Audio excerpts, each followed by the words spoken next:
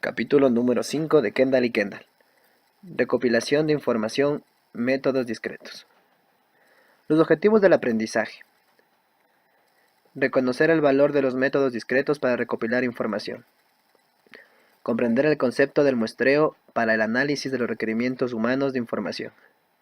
Construir muestreos útiles de personas, documentos y eventos para determinar los requerimientos humanos de información. Crear un guión, play script, para que el analista pueda observar las actividades de toma de decisiones. Aplicar la técnica STROBE para observar e interpretar el entorno del encargado de las decisiones y su interacción con las tecnologías. Bueno, vamos a hablar de lo que es el muestreo. El muestreo es el proceso de seleccionar sistemáticamente aquellos elementos representativos de una población. En primer lugar, hay muchos informes, formularios, documentos de resultados, memos y sitios web que las personas en la organización han generado. A cuáles de ellos el analista debe poner atención y a cuáles debe ignorar. En segundo lugar, muchos empleados se pueden ver afectados por el sistema de información propuesto. ¿A quiénes debería entrevistar el analista de sistemas? ¿De quiénes debería buscar información por medio de debería observar en el proceso de llevar a cabo sus roles de toma de decisiones? El analista de sistemas tiene el papel más importante, porque es aquel que debe decidir con respecto a dos cuestiones clave. Las necesidades del muestreo. Un analista de sistemas debe seleccionar una muestra representativa de datos para examinarlos o de personas representativas para entrevistarlas, interrogarlas u observarlas por varias razones. Dentro de estas existen 4 razones. 1. Contener los costos. 2. Agilizar el proceso de recopilación de datos. 3. Mejorar la efectividad. Y 4. Reducir la predisposición.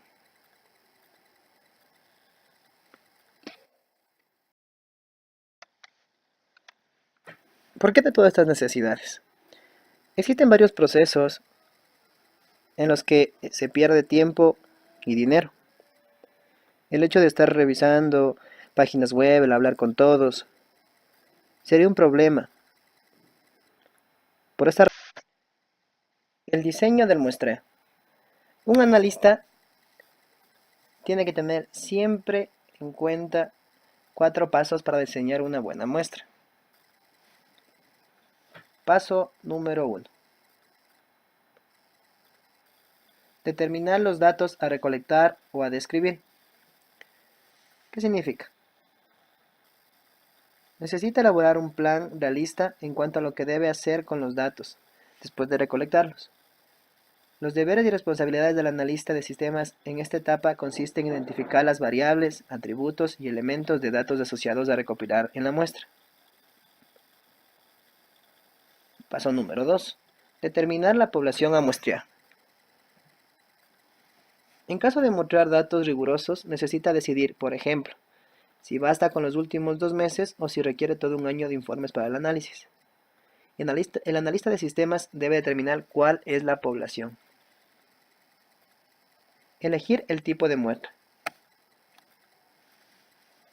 Como se indica en la figura que está colocada, el analista de sistemas puede usar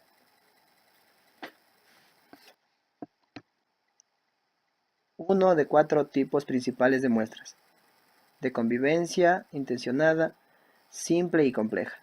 Las de convivencia son muestras sin restricciones ni probabilidades. Una muestra de este tipo resultaría de que el análisis de sistemas publicará un aviso en la intranet de la empresa para pedir que los interesados en trabajar con los nuevos informes. Decidir sobre el tamaño de la muestra, el número 4. Es importante recordar que en el muestreo el número absoluto es más importante que el porcentaje de la población.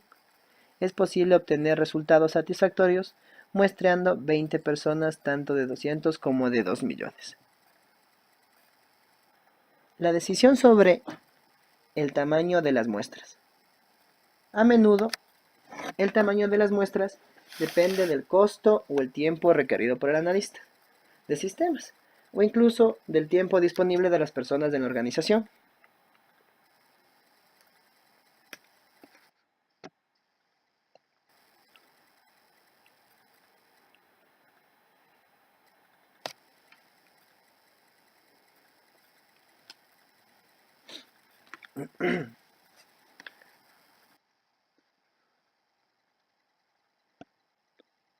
Entonces, para esto hay que definir el tamaño de muestra requerido, el mismo que depende de 1. Determinar el atributo. 2. Localizar la base de datos o los informes en los que se puede encontrar el atributo. 3. Examinar el atributo.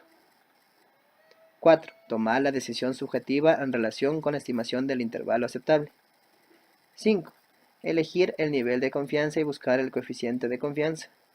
6. Calcular el error. 7. Determinar el tamaño de muestra necesario. Tomando en cuenta el ejemplo, en este caso, la decisión subjetiva en relación con la estimación del intervalo aceptable vendría a ser la vocal I. En elegir el nivel de confianza y buscar el coeficiente de confianza, vendría a darle el valor de la letra Z. Y calcular el error estándar de la proporción sería la letra P. Y el tamaño de muestra necesario sería la letra N. Claro que el primer paso es determinar el atributo a muestrear. Después puede averiguar dónde se almacenan esos datos. Una base de datos, un formulario, un informe, etc.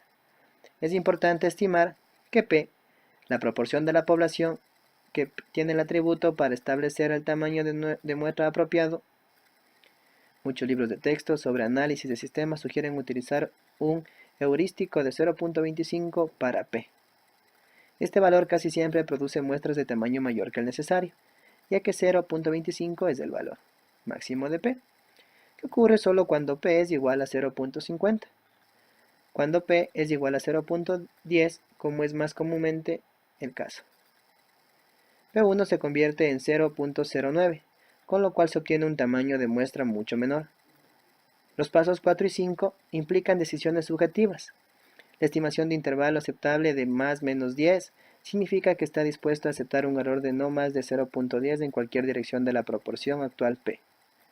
El nivel de confianza es el grado deseado de certidumbre. Por ejemplo, del 95%, una vez elegido el nivel de confianza, puede buscar el coeficiente de confianza, también conocido como valor Z, en una tabla como la que se encuentra en este capítulo que le estamos mostrando. Los pasos 6 y 7 completan el proceso al recibir los parámetros de los pasos 3 al 5 e introducirlos en 2. Ecuaciones para resolver el tamaño de muestra a requerir. Teniendo como conclusión que el tamaño de la muestra es en 458 en definitivo. Un nivel mayor de confianza o una estimación de intervalo aceptable menor requerían una muestra mayor. Si mantenemos igual la estimación del intervalo aceptable, pero aumentamos el nivel de confianza al 99%, con un valor Z de 2.58, el tamaño de muestra necesario se convertirá en 1.827, una cifra mucho mayor que los 458 pedidos que habíamos decidido muestrear en un principio. De igual manera, se puede determinar el tamaño de las muestras para entrevistas. La variable primordial en este caso es el tiempo que tarda una entrevista. Una entrevista profunda y una de seguimiento consumen mucho tiempo, tanto del entrevistador como del participante. Una buena regla general es entrevistar por lo menos 3 personas en todos los niveles de organización y a por lo menos una de cada de las áreas funcionales. La investigación. Investigar es descubrir y analizar información. Al investigar la evidencia en una organización, a medida que el analista de sistemas trabaja para entender a los usuarios, su organización y sus requerimientos de información, debe examinar los distintos tipos de datos duros que ofrecen información no disponible por cualquier otro medio de recopilación. razón, el analista debe utilizar de manera correcta el tiempo y evitar encuestas inútiles para evitar un gasto innecesario. Además de eso, el analista de sistemas se evita la molestia de tener que analizar los datos de toda la población, ya que hace un proceso mediante recopilación de datos seleccionados. También ayuda a mejorar la efectividad si se permite obtener información más precisa. Y también permite reducir la predisposición durante el proceso de recopilación de datos.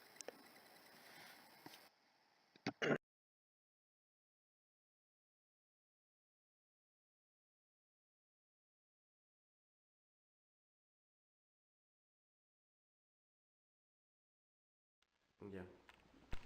Buenos días, público presente. Mi nombre es Paola Pinto, soy estudiante del Instituto Tecnológico Superior 5 de Junio. Con mi compañero ya les explicó lo que es la información. Yo les voy a explicar lo siguiente de la información. En la información tenemos lo que es el análisis de los documentos cualitativos.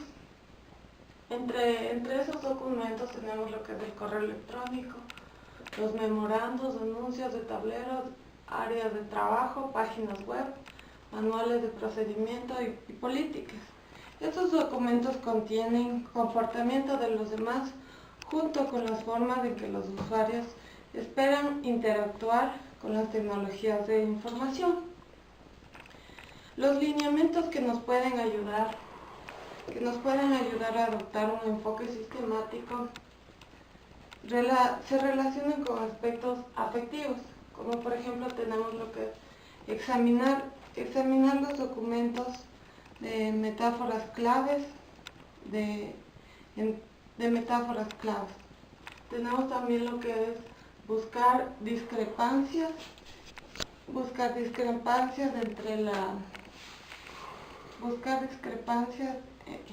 también tenemos lo que es la lista de términos, que nos dice la lista de términos que tenemos que tener el bien y el mal que aparezca en varias veces los documentos. También nos dice que busquemos el uso de mensajes gráficos que se publiquen en áreas comunes como en páginas web. También nos dice que reconozcamos un sentido del humor si es que lo hay. Ya. Los memos. Los memos revelan el diálogo activo y continuo en la organización. El contenido revela las posturas y creencias de los miembros de la organización. Anuncios o pancartas en los tableros sirven como refuerzos útiles de valores para quienes lo leen. Dan al analista una idea cultural oficial de la organización. Los sitios web corporativos.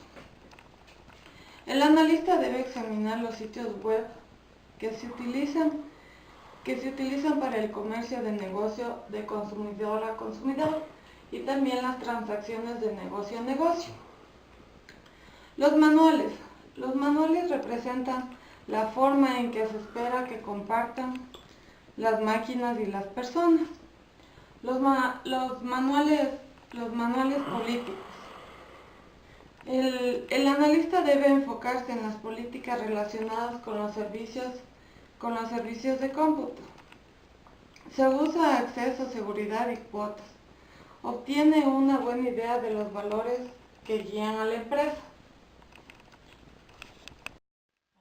Mediante el uso del método Strobel, el analista puede obtener una mejor comprensión en que los gerentes recopilan o procesan la información.